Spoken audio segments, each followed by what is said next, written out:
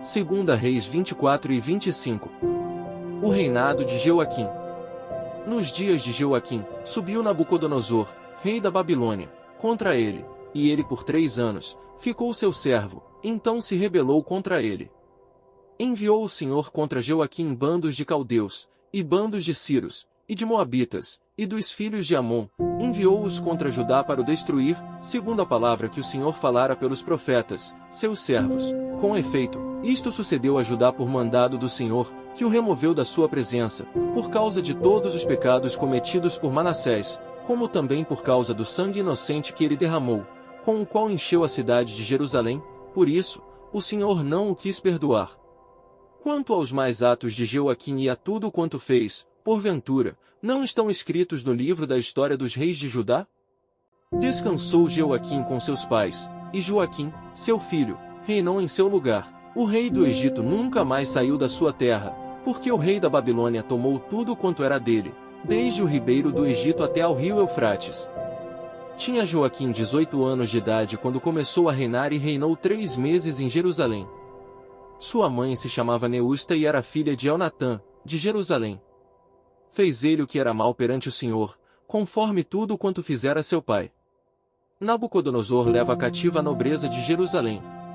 Naquele tempo, subiram os servos de Nabucodonosor, rei da Babilônia, a Jerusalém, e a cidade foi cercada. Nabucodonosor, rei da Babilônia, veio à cidade quando os seus servos a sitiavam. Então subiu Joaquim, rei de Judá, a encontrar-se com o rei da Babilônia, ele, sua mãe, seus servos, seus príncipes e seus oficiais, e o rei da Babilônia, no 8º ano do seu reinado, o levou cativo. Levou dali todos os tesouros da casa do Senhor e os tesouros da casa do rei, e segundo tinha dito o Senhor, cortou em pedaços todos os utensílios de ouro que fizera Salomão, rei de Israel, para o templo do Senhor. Transportou a toda Jerusalém, todos os príncipes, todos os homens valentes, todos os artífices e ferreiros, ao todo 10.000, ninguém ficou, senão o povo pobre da terra. Transferiu também a Joaquim para a Babilônia, a mãe do rei, as mulheres deste, seus oficiais e os homens principais da terra, ele os levou cativos de Jerusalém à Babilônia. Todos os homens valentes, até 7.000, e os artífices, e ferreiros, até 1.000, todos eles destros na guerra, levou-os o rei da Babilônia cativos para a Babilônia. O rei da Babilônia estabeleceu rei, em lugar de Joaquim, ao tio paterno deste, Matanias, de quem mudou o nome para Zedequias. O reinado de Zedequias. Fez ele o que era mal perante o Senhor, conforme tudo quanto fizera Joaquim. A queda de Jerusalém. Assim sucedeu por causa da ira do Senhor contra Jerusalém e contra Judá, a ponto de os rejeitar de sua presença. Zedequias rebelou-se contra o rei da Babilônia. Sucedeu que, no 9º ano do reinado de Zedequias, aos 10 dias do 10º mês, Nabucodonosor, rei da Babilônia, veio contra Jerusalém, ele e todo o seu exército, e se acamparam contra ela, e levantaram contra ela tranqueiras em redor. A cidade ficou sitiada até ao 10º ano do rei Zedequias, aos 9 dias do 4º mês, quando a cidade se via apertada da fome. E não havia pão para o povo da terra, então, a cidade foi arrombada, e todos os homens de guerra fugiram de noite pelo caminho da porta que está entre os 2 muros perto do jardim do rei, a despeito de os caldeus se acharem contra a cidade em redor. O rei fugiu pelo caminho da campina, porém o exército dos caldeus perseguiu o rei Zedequias e o alcançou nas campinas de Jericó, e todo o exército deste se dispersou e o abandonou. Então o tomaram preso e o fizeram subir ao rei da Babilônia, a Ribla, o qual lhe pronunciou a sentença. Aos filhos de Zedequias mataram à sua própria vista e a ele vazaram os olhos, ataram-no com 2 cadeias de bronze e o levaram para a Babilônia.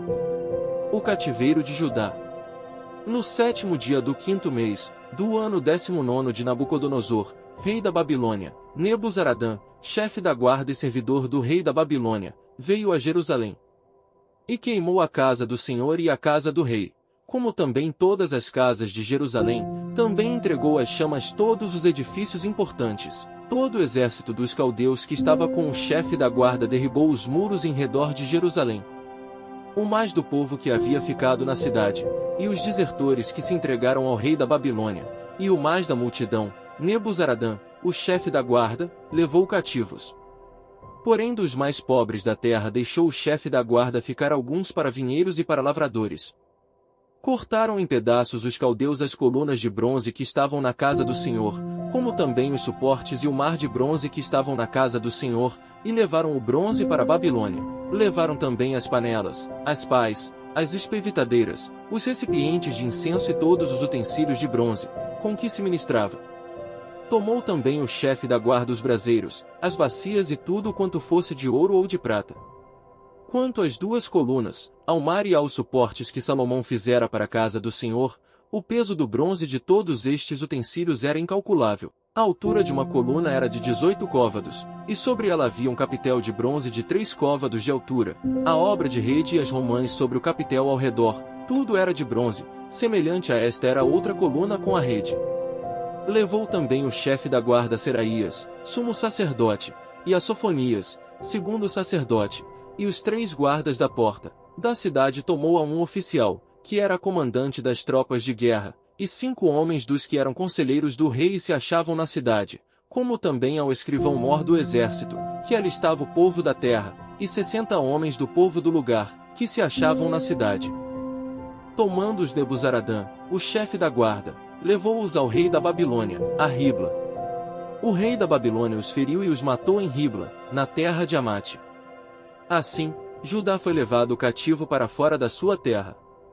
Quanto ao povo que ficara na terra de Judá, Nabucodonosor, rei da Babilônia, que o deixara ficar, nomeou governador sobre ele a Gedalias, filho de Aicão, filho de Safã. Ismael mata Gedalias.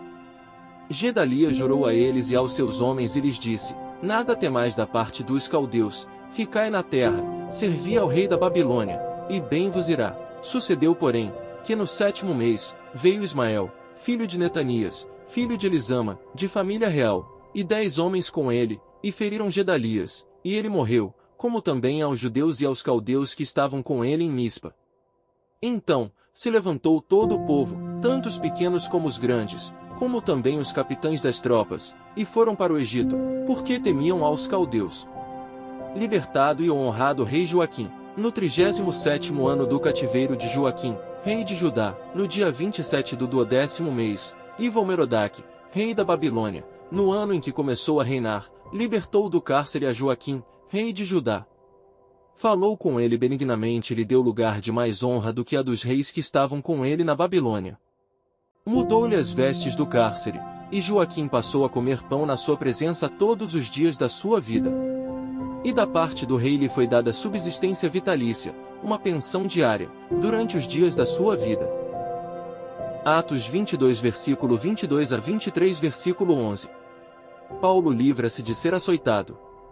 Ouviram até essa palavra e então gritaram, dizendo: Tira tal homem da terra, porque não convém que ele viva. Ora, estando eles gritando, arrojando de si as suas capas, atirando poeira para os ares, ordenou o comandante que Paulo fosse recolhido à fortaleza e que, sob açoite, fosse interrogado para saber por que motivo assim clamavam contra ele. Quando estavam amarrando com correias, disse Paulo ao centurião presente: Ser-vos-á, porventura, lícito açoitar um cidadão romano, sem estar condenado. Ouvindo isto, o centurião procurou o comandante e lhe disse: Que estás para fazer? Porque este homem é cidadão romano. Vindo o comandante, perguntou a Paulo: Dize-me, és tu romano? Ele disse: Sou. Respondeu-lhe o comandante: A mim me custou grande soma de dinheiro este título de cidadão. Disse Paulo: Pois eu o tenho por direito de nascimento. Imediatamente, se afastaram os que estavam para o inquirir com açoites. O próprio comandante sentiu-se receoso quando soube que Paulo era romano, porque o mandara amarrar. No dia seguinte, querendo certificar-se dos motivos por que vinha ele sendo acusado pelos judeus, soltou-o, e ordenou que se reunissem os principais sacerdotes e todo o sinédrio, e mandando trazer Paulo, apresentou-o perante eles. Paulo perante o sinédrio.